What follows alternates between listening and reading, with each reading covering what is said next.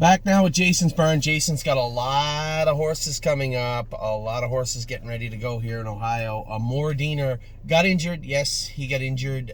He's back at the barn in Ohio. Minor injury. It sounds major, but it's more unique and weird than anything. His left tibia. The vet, I just spoke to him an hour ago. He believes there's a small little tiny line in that left tibia. So he walks sound. He stretches out to pee perfectly. He looks great. But there is swelling there. So he said, Anthony, yeah, I'll put it to you this way. Just walk them, work on it, ice it, take an x-ray in 2 weeks. If I don't see anything, away you go. So I think that's the plan for a Mordiner, is wait and see. But it will heal 100%.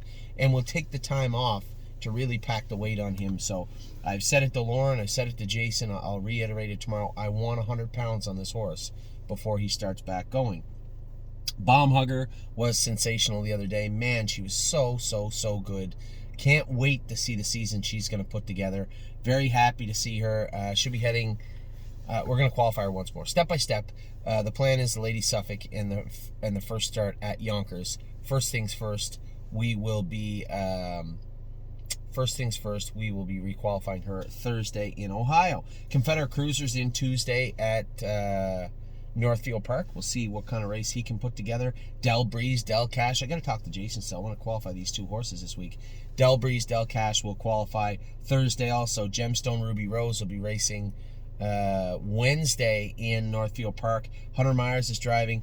I'm excited to see this filly and what she's going to do. I really like Gemstone Ruby Rose, and I want to see her put together an error-free, good performance. I think she might be a little bit of a diamond in the rough. We'll see. I'm taking her. She's going to the first grassroots May 1st, and I expect her to trot in 58 or 59. We'll see if I'm right or if I'm wrong on May the 1st. Grace is a little pit bull. Man, oh man, she impresses the hell out of me. I can't wait to see her race also. She'll be qualifying Friday. I promise. She's already entered. I promise she's qualifying Friday. LD's Patrick. I can't wait to see LD's Patrick race tomorrow. I love this horse. He's in to go. I'm going to be at Miami Valley racing. When he is racing here. I think I'm going to have a long, tiring day tomorrow. I'm going to drive to Miami Valley. I'm going to race Sweet on Pete, and I'm going to drive directly back to Ontario. That's half a day's driving. But you know what? Sometimes it's just a pain in the butt, but this is the job we work. This is what I signed up for. So I could pass the buck and say, oh, we'll put somebody else down. And then what happens if she makes a break? I think she's sitting on a big mile. I've already been in 56 and 4 with her, so I think she's sitting on a big mile for me to put somebody else on her and say, hey, Jason, just get somebody down there. Fine.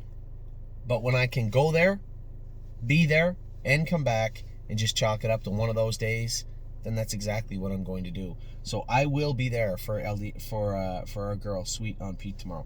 How did I get to Pete already? Matt's MVP, as I said, going to turn him out for 4 or 5 weeks just to let him grow up and be a horse. That's all I want. I'm going to turn him out and tell him I want to see lots of grass for this guy. Of Tom, 1-2 Skip, a few, both in the same boat, both underwhelming so far in 2022. I expect a lot more from both these fillies.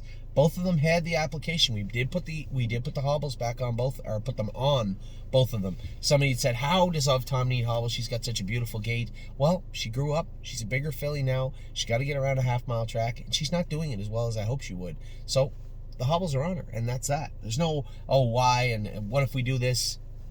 It's already been done. The hobbles are on her. We're going to reschool her this week and see how she is. She's not ready to go yet, but I am excited to get both her and Skippy down to the 5/8 on Miami Valley. More Of Tom than Skippy. Procrastinator's also going to Miami Valley. I don't want to chase 53 speed on a half-mile track this early in the season. It's just not necessary. So we'll take him. If we're going to pace 53, 54, it's going to be on a super fast 5/8 down at Miami Valley. Purple Aura will qualify this week. She needs a qualifier. Even if I go in 2-1 with her and then come back with a 58, 59 qualifier, fine. But I want to make sure that she's on track to race on the 4th of May. Royson's Punch is injured, but will recover also. The injury was less than we thought, but still, it is still there. Slim Jimmy qualified fantastic. Trained awesome the other day. Really excited about racing him. Now, just so we're clear, I'm not going to gut either of these horses. Jimmy's got the 7-horse field. I will tell you right now, unless something happens leaving the gate, I will be sitting 7th at the quarter pole with this horse. There is no need to rush him, hurt him, or gut him first start out this year. Yes, it's a Hackett and they race for money, but he races for a lot more all year long. Good colt. We're going to do right by him come Wednesday afternoon. Stay Close really backfired. You know, it was a 6-horse field at Miami Valley 2 weeks ago. We opted to go back to the track he'd already won at, that he'd already raced well at, rather than roll the dice and see if he could race at Northfield. Why don't we go back? We're already going to be there on Wednesday. Why don't we go back there Wednesday with him and Jimmy? Sounded like a great plan, and Procrastinator sounds like a great plan. Class was full. He didn't get in. So, back to Northfield. I guess it's frustrating. I had a message from a number of people saying, well, that's not right. Listen, the world's not fair. We all know that. We've gone through it enough over the last week. Missing a week or 2 weeks will Stay Close because we're trying to find the right spot with him. That can't be helped all the time. When we find the spot for him and we can keep him there, great. Until then, there's going to be a lot of looking around and a lot of moving around. We thought we had the right place at Miami Valley. Unfortunately, that was incorrect. It was full. We didn't get in. Back to Northfield Park. Stonebridge Simba, I thought he raced terrible his last 2 starts, to be quite frank.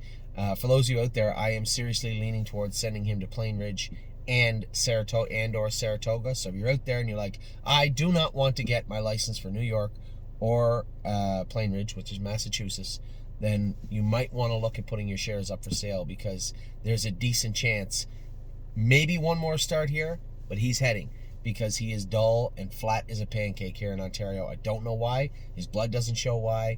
I'm a little disappointed with the way he's been racing. He's done this before where he gets in a funk.